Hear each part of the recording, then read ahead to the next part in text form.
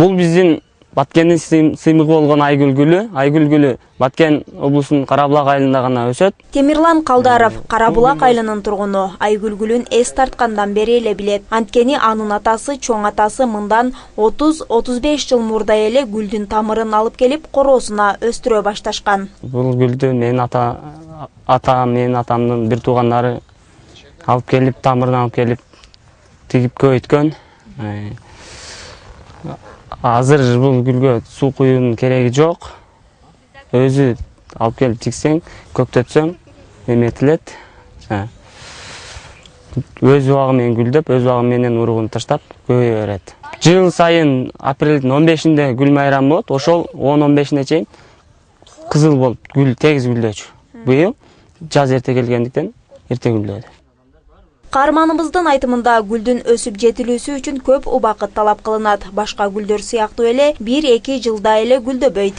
Бир жылда бир кичинекей барки чыгат, андан экинчи жыл чоңоет, үчүнчү жыл дагы чоңоет. Ошо 4 бар жылга кошулуп барып, анан бир 10 жылдан ашканда бир коңгуроо салат, гүлдөйт. Анан бир коңгуроо салгандан кийинки жыл 2 коңгуроо болот. Андан кийинки жыл 3 коңгуроо болуп, ондай 15-20 коңгуроого чейин жетет.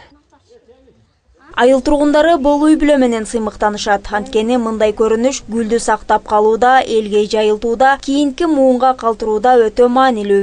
Мурда биз кичинекейибизде бар эле бул жердечи.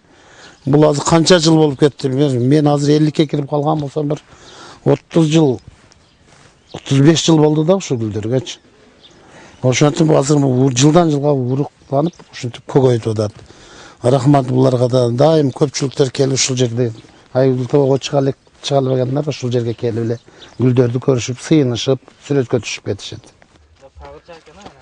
Бүгүнкү күндө Айгүл тоонун өзүндө айгүл гүлү жыл өткөн сайын азайып бараткандыктан тоонун айланасы корукка алынып, ийне жалбырактуу жана көп жылдык мөмө берүүчү дарактар тигилип, тамчылатып суугаруу ыкмасы колго алынган. Муну кыркып ташсаң, эч качан 1000 жыл бир кылым болсо да бул айгүл чыкпайт.